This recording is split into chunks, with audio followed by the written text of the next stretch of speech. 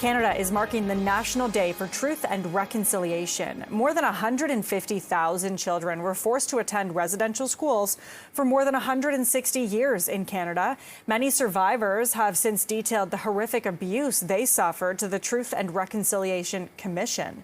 An estimated 6,000 children died while attending the schools, although experts say the actual number could be much higher.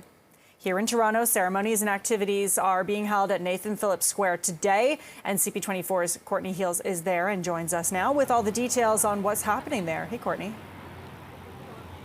Hey, good morning, Lindsay, and quite a bit that will help mark this Day of Truth and Reconciliation Day right here at Nathan Phillips Square. Several events, several opportunities for people to learn, to have really important conversations. The day began with the sunrise ceremony, just of course as the sun was rising right in the middle of Nathan Phillips Square. And moving on from that, there's going to be the official opening of this Spirit Garden. This is an Indigenous garden that's been under construction and developed just outside of Toronto City Hall for several years. In fact, I was told by one of the organizers 7 years. They say there were several years of planning and organizing behind the scenes, 2 years of construction.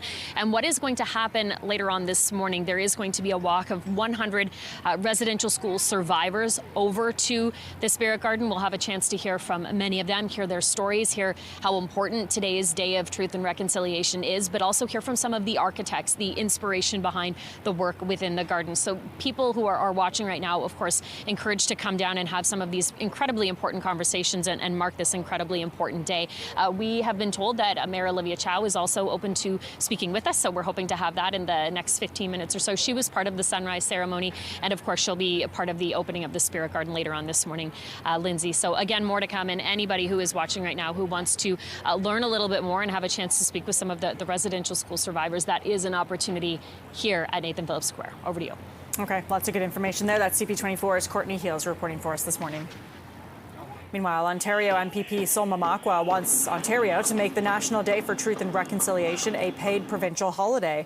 Mamakwa plans to table proposed legislation in his own Indigenous language to force that change. He says it's important for Ontarians to have the day off to reflect, mourn, and learn about the history of residential schools. The day is a federal statutory holiday, but not a provincial one in Ontario. And a ceremony in Ottawa will take place this afternoon to honour the survivors of Canada's residential school system. The event on Parliament Hill is set to begin at 3 p.m. Governor-General Mary Simon will host a sacred fire ceremony this morning at Rideau Hall, and Prime Minister Justin Trudeau will be in the Northwest Territories to take part in events that are happening there.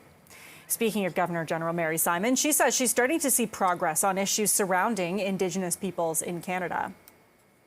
I know that a lot of people get frustrated for the slowness of how the implementation is taking place. But you have to remember that I think the severity of the issue that we have to fix is very deep. And it takes many levels of working with governments and with Canadians. And my role in this is very important for me because I can reach out to Canadians, both Indigenous and non-Indigenous peoples. Simon was named the 30th Governor-General of Canada in 2021, making her the first Indigenous person to hold office.